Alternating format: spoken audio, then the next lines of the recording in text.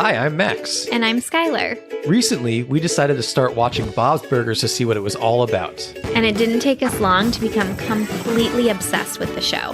But one of the things we love the most about the show is the brilliant end credit sequences. Which is why we created this podcast. Each week, we're going episode by episode to talk about the elaborate end credits. We're excited to have you join us right here on Bob's Credits. We'll make sure the Bob's Burgers end credits get the credit they're due. All right! It's the most wonderful chipperoo. That was the most wonderful chipperoo. It's July, which means we're halfway to Christmas. It's Christmas in July, is what we would say. Where would you say that?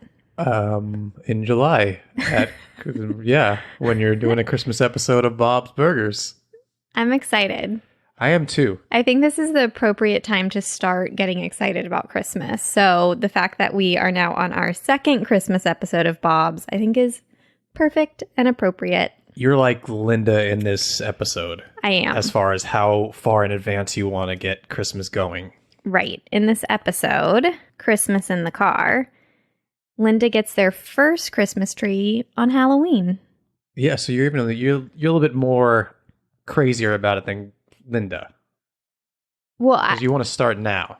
No, I'm starting the anticipation. I'm not starting the actual celebration. This is the right time for anticipation. Okay, so what would you say is like the cutoff? Like 6 months, or just like 5 months is when you can kind of like? No, July. Okay, so 5 months ish. This is what I tell myself every year when it's July and August. I say, Skylar, enjoy the moment now because you're going to blink and it's already going to be Christmas. Do you say that to yourself regularly in your head on July and August? I do. I love fall and Halloween and Thanksgiving and Christmas so much that sometimes I find myself willing myself for it to be those 3 months. And that's not right to live for 3 months out of the year. So I have to tell myself to like stay in the present. Don't try I'm not just always like, I want it to be that season right now. And so I have to make myself be present. I would like to point out that our baby boy, I don't want to say his name because he's out cold right now and I don't want to wake him up. He's usually a maniac when we start recording, and he just went right to sleep on your leg. Yeah, I think he might be a little sick today. And I should also mention that he has this miniature little king trash mouth just like resting in the, like on his little feet. I'll try and get he's taking a nap with him. Picture of him with little king trash mouth like at his feet to post on our socials because people have to see this. It's so cute. Go look at our socials either right this second or when you're done listening to this episode, and this picture of Biscuit will be posted just for you. His little feet are twitching.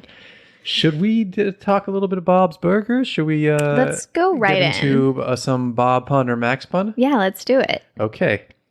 These are all themed puns. Christmas? You know it. I love it. I'm going to run out of these so quickly by the time this is only our second Christmas episode that Bob's has done. I have faith in you. Okay. Your first pun is, oh, guacamole night. Max. Yes. I love that one. Well done. Your next pun is, Santa Claus is coming to town. I also think it's hard because I think a lot of the Christmas episodes were not in the diner a lot. So I'm not sure you had a ton to choose from. It's more, I think there are more, we had issues with when we did the Thanksgiving one. There's less Thanksgiving ones than there are Christmas ones. Right, because it's one day and Christmas is like a season. I think they do plenty of Christmas ones. I'm going to say you. Bob. Darn. He uses cumin a lot. He does, yes. So I'm not sure if you're trying to trick me or not. And it's a tough one because it's not really like, it's not pronounced cumin. So it's a stretch, but that's what Bob does. Yeah.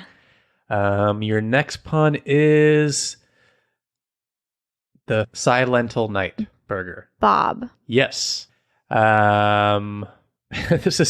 one is so obvious, but I'll do it anyway. Okay. Look what you did, you little jerk sauce burger. This is why I love you. You think it's me? Yes. You don't think that's Bob? I do not think that's Bob. There's no way that's Bob. What were we saying? Most people should know what that's from, but what is that from? Home Alone. Look what you did, you little jerk. That was so good. That was so good. I don't think it would fit on the board. You can fit anything on a board. True. Just look at all those live, laugh, love signs. You're right. It is hard to fill 3 words on a board. I meant signs like it. Like it. I see what you're saying. What were we just saying randomly this week? And it was from Home Alone. Christmas tree. Oh, yeah. The annoying kid who starts singing right before Kevin gets into a fight with Buzz. Yeah. And now I said that was from the first movie, and Max thinks it's from the second one. Which one is the one where they go see them in the... I think it's the second one where they go see, where they... And Kevin has a solo, and then Buzz puts like the... I'm almost positive it's lights behind his ears. The drums. Yeah. Yeah. I hate Buzz. Man. What an asshole. And then the mom takes his side, and he's so transparent. Well, we're gonna save that for our Home Alone podcast. Okay. We're gonna do entire, as long as this one, 11 seasons worth of discussing the 2 Home Alone movies, because the other ones don't count. I feel like people would actually enjoy that. So I'm not gonna knock it. Rule out the odds of us actually doing that. Plus, you want to do that for Halloween. I want to dress Christmas up. Christmas. I want to dress Biscuit up as Kevin McAllister so badly, with us as the Wet Bandits. I'm just putting that out there in a recording so that we have to do it. So we manifest it. Maybe. Okay. Should we get into this episode? Let's do it. Okay, Skylar, are you ready to perform Kevin McAllister style? This is your solo. Uh-huh. Can we have the title and synopsis for season 4, episode 8, please? And I just have to say, Kevin's singing was lovely. Yeah, sure. It was. I don't think it was actually Macaulay cute. Culkin.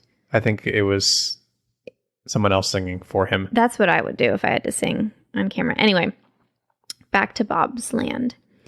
This episode is called Christmas in the Car. It's Christmas Eve, and Linda has already killed 2 Christmas trees, which means they need a new one stat. So Bob begrudgingly turns down the temp on the oven that's baking his ham and tells them this Christmas excursion needs to be quick. It's not quick, though, as the family is hunted by a revengeful candy cane truck driver. Worried about the ham, Bob asks Teddy to go over to the house and turn the oven off, which he does. It's just that he can't resist the cookies the kids have left out as a lure for their Santa Claus trap. Meanwhile, Gene is determined to get through to the radio and request that they play Jingle in the Jungle. This episode came out on December 15th, 2013. It was written by Stephen Davis and Kelvin Yu and directed by Bernard Derriman and Jennifer Coyle. Cool. Everyone's teaming up. We're all teaming up. They're a big family. We're a big family. It's great. Thoughts on this episode? Before we get into thoughts on the episode, God rest ye merry mannequin. You merry gentle mannequin. Yes, there you go. It's a mouthful. There you go. And this, which do you like better? Oh, it's tough because I like that they're home in that one. Uh-huh. I think this one edges it out just a little bit. Same. And I'll tell you, I might as well tell you why now. Please. It's first of all, there's not like an A and B story. There's more just like an A story and a runner almost. Uh-huh. With Teddy. Uh-huh. But it's one of my favorite Teddy storylines ever. You love it. When Teddy gets stuck in the kid's trap in the fridge, it is some of the most like funniest like physical comedy, animated physical comedy like I've ever seen. Animated slapstick. It's so funny when he's like, he just panics and he's trying to get out of it like he's like an alligator that just got trapped, and then he rolls like an alligator trying to get out, like trying to kill its prey. It's so funny, and the noises he's making. And then like they'll cut and he'll be like, ba-da-ba-ba-ba. It's a disco. Like yeah, it's he's playing so with the funny. light, and then he goes, "That's a weird place to keep bowls or something." Like, yeah, it's just a running joke that nails it every time they come back to him. We like to ask, are the credits better than the episode itself? I think the runner is better than the episode itself. I mean, I'll go there with you. And I have to say, I do have Christmas episodes that I like better than actually both the ones that have aired in our podcast world. But this is one that upon rewatching, it gets a lot better. And I actually think like the one-liners are particularly Gene. There are some amazing one-liners. And then, yes, the runner with Teddy, or maybe the B story is Teddy and the runner is the kids like practicing the Santa trap or something, and they kind of collide. But anyway, oh my God, can you just cut out all my freaking rambling? All I'm trying to say is that's what this podcast is for, our rambling. You will listen to it, people. This is Christmas in July. I don't know what my point is other than I love the runner, and I think there's just some of the best one-liners in this episode. I have a few that I love. Do you have any standouts? Not at the top of my head. I know we were going to be throwing out one-liners, so you hit me with the ones you love. First of all of Linda's are great about like the Dutch baby. It's like, oh, it came out in 22 minutes. Oh, it's a preemie like Jesus. And what's the one at the very beginning where she says, like, put some mistletoe on my butt and kiss it? Yes. Like that to Bob. Yes, because he's annoyed that they're getting a new Christmas tree. Yeah. So Gene, I think, is the star of the one-liners. Let me hit you with 3 of my favorites. Oh, wow. I love that there's 3. First of all, also, I love the Teddy storyline, but I love the, what do you call the like intro of this episode? It's almost like a little episode itself, watching Linda get a Christmas tree on Halloween, get a Christmas tree on Thanksgiving, and now it's Christmas Eve. It's almost like a 3-story act at the beginning, which is amazing. And Gene makes it even more amazing.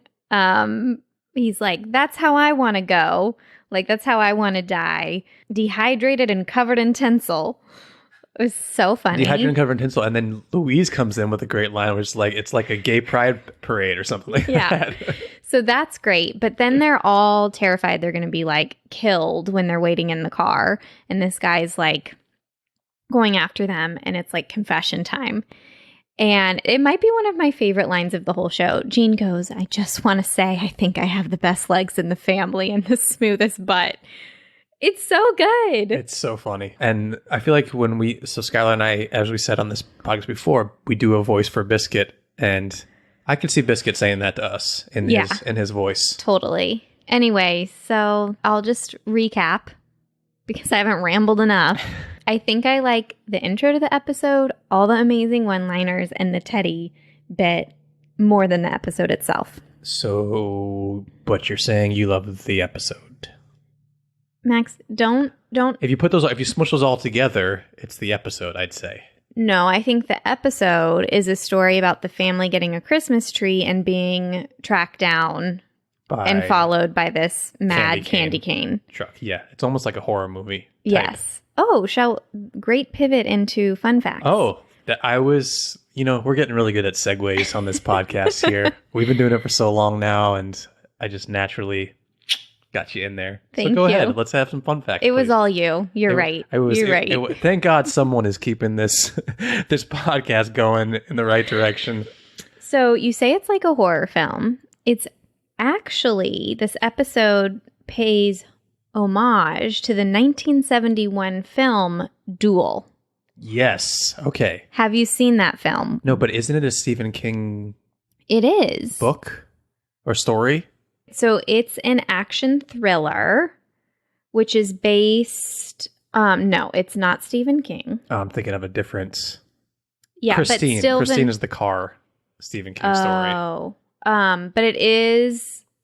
Oh my goodness. The film marks the feature-length directorial debut of Steven Spielberg.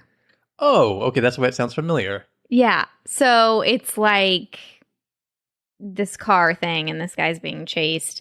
But I got heavy Christmas Vacation vibes when Bob is like, I'm going to cut him off. And did you get that at all? Totally. Just like when he gets trapped under the truck. That's... Yes. Yeah, totally. And I think the whole premise of them going to get this tree the last night out in the boondocks, Yeah, out in the middle of nowhere. It's very totally. Christmas Vacation. Yeah, sure. Very I much think there's so. definitely It's that like homage as well. they're mushed together. Any other fun facts from the episode? I do. Okay. Okay, so we have 2 Christmas episodes colliding. The music, which was used in the end credits for God Rest Ye Merry Gentle Mannequins, plays on that radio show when they're driving to the tree lot. And what song was that? A shrug is always good on a audio. Do you remember podcast. the credits from...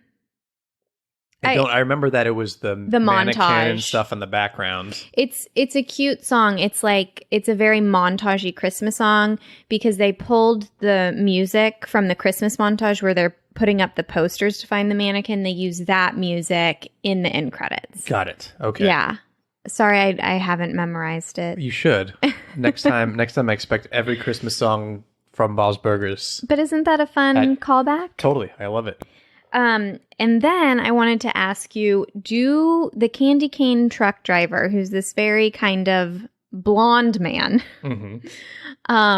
do you know kind of what famous person they were drawing from? I do, because I saw this. I wasn't researching facts, but when I was looking up the character to get the voice actor's information, I saw it. But you tell everyone. Art Garfunkel. Yes, it looks just like Garfunkel. Brilliant. Yeah. I And love it. That character's voiced by Bobcat Goldthwait, who is... Bobcat? Bobcat's his name, yes. I don't know if it's his real name. It's definitely his stage name. And he's got that very famous voice. Was in like the Police Academy movies. He's in Scrooged. He's in a lot of stuff. He directs stuff too. He's been around forever. Nice to meet you, but Bobcat. He's got that very like kind of like whiny voice that he's known for. You know what I love about voice actors is I feel like some of them were probably made fun of as children for their voices, and then they used the thing that they were made fun of and have like brilliant, fulfilling, lucrative careers. I agree. That's just poetic justice to me. It's a great way to make money. Yeah. You can do it. Should we get into the credits? Yeah. Okay. So the last few moments we have here are the family has arrived back home, treeless, because they have given it to Art Garfunkel. Mm-hmm. And Teddy is trapped under the fridge, which he has pulled on top of him, trying to escape. And he's very concerned that the family hasn't read his Christmas card yet. Yeah, he's more concerned that the family hasn't read his Christmas card as opposed to the refrigerator being on him. Mm-hmm. So these are the last moments with Teddy before we get into the end credits. I found the Christmas card you didn't open. It's right there on the counter. Open the card while I'm here. You'd rather me do that than try and get the... Open the card, then you can get the fridge off of me. Oh, well, anyway, it's just a cat. What does it say? It says, Merry Christmas. Yep. Yeah. That's cute. Okay. So, first of all, again, this Teddy joke and everything Teddy does in this episode is hilarious. And the fact that they come home and all he cares about is his card being open and it's a stupid cat card. Really wants to be loved. Yeah. I love it. But immediately after that, we start hearing this hoo, ha, hoo, ha.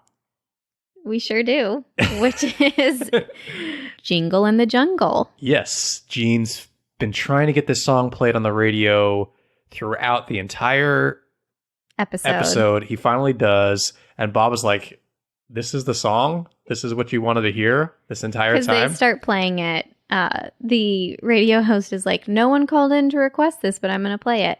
What do we see on the screen when we start hearing that? So it's just Bob in the kitchen cooking by himself. Louise and Tina are not there, but we in the window see a plate of Christmas cookies, and then we see Teddy dressed as Santa with Louise on his shoulders. Adorable. Oh, no.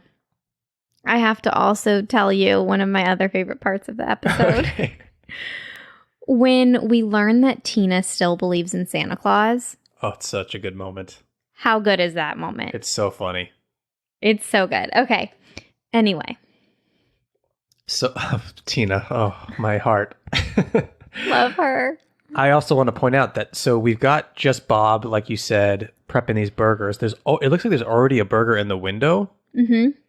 And that's in black and white. And then next to it, the plate of cookies are in color. Mm-hmm. Just like our characters are in color. Mm-hmm. But let's play a little bit more. Let's listen to more Jingle in the Jungle and see what else happens here.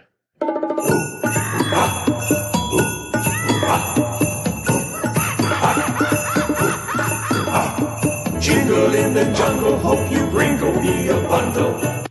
Okay, so we start getting a lot of animal noises, some like monkey noises, and Teddy and Louise are moving slowly through the service window.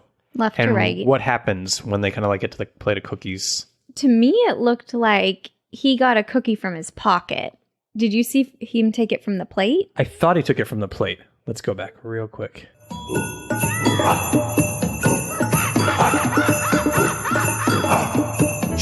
You're right. I think he pulled it from, I think they're further back in the Yeah, restaurant. Like maybe they're on the exactly. other side of the booth, so they're not Yeah. by the plate of cookies.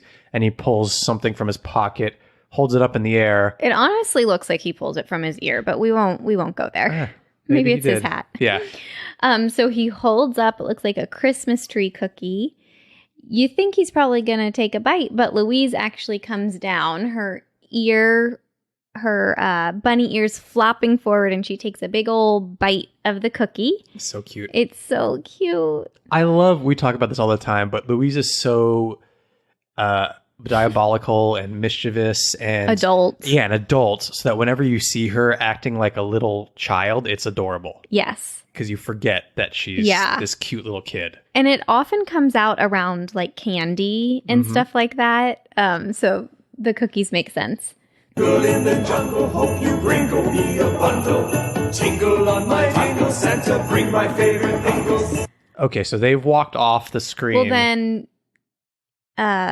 so Teddy actually throws the other half of the cookie in his mouth, and then they make their way across the screen. Oh, that's cute. I missed that. These are some of the Jingle in the Jungle lyrics we just heard. Okay. So we got the hoo-has. Mm-hmm. Jingle in the jungle. Hope you bringle me a bundle. Tingle on my tingle, Santa. What? Bring my favorite thingles. Okay. You want to hear it again? Okay. Jingle in the jungle, hope you bringle me a bundle. Tingle on my tingle, Santa, bring my favorite thingles. What's a tingle? Tingle on my tingle, Santa? Yeah. I don't know. I have no idea what that means. I kind of don't want to know. Yeah, I have no clue. Also, we should note that there is a note next to the cookie. So I think that's their note to Santa luring him into the trap. Yes. Some mittens for the monkeys, but make sure they're pretty funky. What happened there, briefly? So Tina comes from the right side of the window and grabs a cookie. And Bob kind of acknowledges that she walks by. He gives her he just like looks in her direction. Oh, I missed that. And then she walks off screen. And the lyrics we heard there are some mittens for the monkeys, but make sure they're pretty funky. Cute. It's Jingle in the Jungle. That reminded me the Calypso song that they wrote when Mickey, Oh, yeah. it kind of like had some What is it? A parakeet in my hat? A parakeet in my hat. You know what it makes me think of for some reason? Tell me. Skylar, one of mine and Skylar's traditions is going to Disneyland during Christmas time. And the Jungle Cruise, they change it to the Jingle Cruise. I don't know if they still do it, but they I'm used. sure they do. I don't know if they do it anymore, but they used to like just make it all like Christmassy. And that's this song reminds me of that. Totally. We should get him to play it. We'll request it next time we're over there. Or just take our cell phone and play this Play it. crazy We'll song. probably get stopped by Disney. Like, no, that's a Fox. That's Fox property. We don't play that here. No. No tingles in the tingles. No. If you want to play Nightmare Before Christmas, go ahead. You can play it all you want. Although, we'll play it. You can't play it. We'll charge you if you want to play it. Yeah, buy this $50 reusable straw. That cost us 25 cents to make.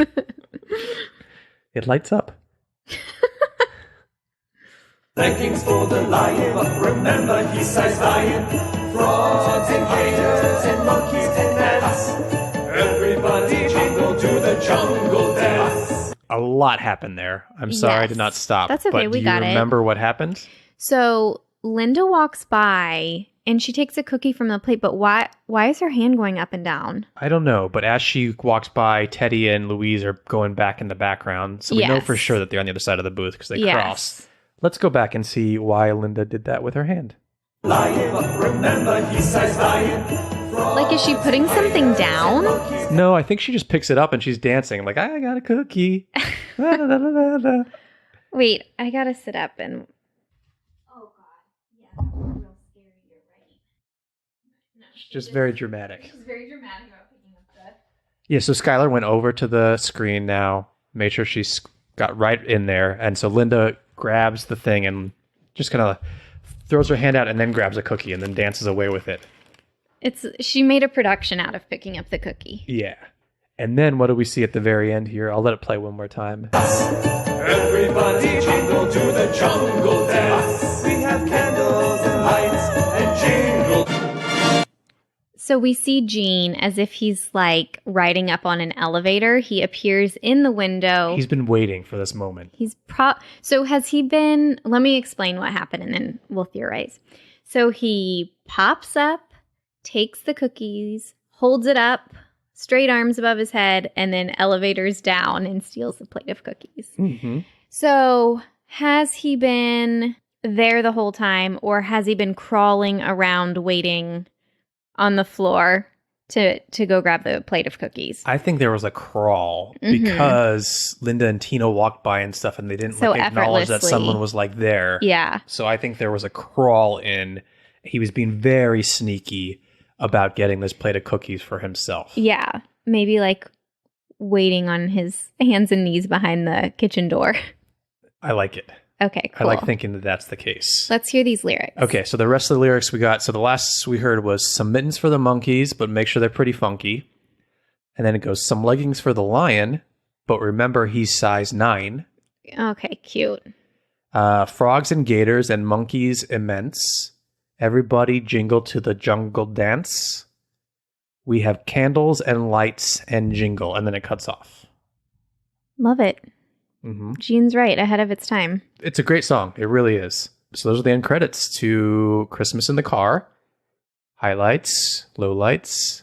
I like that Teddy is wearing a Santa Claus suit because the kids really wanted to trap Santa, and he was not wearing a Santa suit at all But they think in the he's episode. Santa. So Louise thinks he's Santa. So now he thinks he's Santa, which means he's kind of playing into this role, and she's on his shoulders, and that's adorable. They're having this very loving moment. Teddy wants to be loved, just in general, but he wants to be loved by the Belchers more than anything in the world. He wants to be Bob's best friend. He wants to be Uncle Teddy. So this is a moment for him. I really feel like. Yeah. I feel like this it is like doesn't. a character This is moment. the best Christmas Teddy has ever had, I think. Oh, I can see him being like, oh, I can go get a suit. Oh, all the stores are closed, but I could like break in. Like, Don't worry about it, Bob. yeah, We no, both- I got it. Awful Teddy impressions. That's okay. We I do feel our like if best. you mashed our Teddy voices, It might be okay. it might work out. Mine was like Katherine Hepburn a little bit. Oh, I want to. Oh. Oh, meet me at the dogs. Oh, maybe. Yeah. Yeah, I'm gonna get The a car. Bring the car around. Howard. Oh, we make ourselves laugh. Yeah. Anything else? Okay, so that was a highlight. Gene popping up at the end was delightful. And just in general, once again, this feels like if the episode was Christmas Eve, maybe this is Christmas Day, and maybe there aren't any patrons. Bob's like, let's go down, and my ham's dried out. Let's just go make some burgers together. Yeah, I agree, and I think that's wonderful. I'm glad, like, the Art Garfunkel guy Gary didn't make it in the credits. They're just, I think they picked the right things for these credits. I think This it's is what time we to, want. I think it's time we have to score these credits. What do you think? Okay, am I talking too much today? I've had a lot of coffee. No, this is a podcast. You should be talking a lot. Okay. We score on a scale of 1 to 10 H's at the end of Tina's Who wants to go first here? You can go first. Okay. I gotta give 10 H's. I'll match you. We're going to do a 10 on this one? Yeah, because then you have the song. Yeah. First of all, You have the family feels. yeah, once we dissect a song and we like hear the lyrics and what they're always so good and so much work and so funny and so original too at the same time. Like for Gene to create this Jingle in the Jungle song and then for them to go and like make exactly what you would think it is and have it be perfect is fantastic to me. Again, the Teddy Louise thing It's adorable. just gets my heart. And the fact that the entire family makes an appearance. It's all there. it's And Bob's everything you doing need. what he wants to do. Mm-hmm. I love these end credits. I think they're perfect. I do too. I don't think they're better than the episode itself. I think they complement the episode. Actually, maybe they are better as far as if you take out the Teddy storyline for me. No, I don't know. I have an amends I need to make. Okay. I think I gave the Quickie Kiss It credits a 10, and now that we're hitting upon some like really great credits, I think I need to pull back on that one. Okay. I just Okay. you can't just I'm gonna go let that throwing out 10s. I'm going to let you do that. But Okay. but in moving forward, the minute I hit publish, there's nothing you can do about it. It's like putting your movie out there and there's things you want to tweak afterwards, but you can't. That's what it is. That's what the world Well, sees. Thanks, Max. Thanks for the leniency. No problem. We're very serious here at Bob's Credits. That's it. Thank you everyone for listening. Please follow us on social media. Bob's Credits, Twitter, Instagram. Support us on Patreon. Patreon.com/Bob's Credits. Leave us a review. Tell your friends about us. Leave us a review. Please. Please. It takes 2 seconds. Scroll down, hit 5 stars, boom. Anything else, Skylar, you want to tell everyone before we get out of here? I'm just going to say stay tingly. Oh, that's... Do you not get it? Yeah, no, I get it. I could also say stay tinsely. Stay tinsely, too, yeah. Yeah. Stay dehydrated and tinsely. Stay merry. Stay merry. I like it. We'll see you guys next time. Mary? That's my name. Mary, that's my name.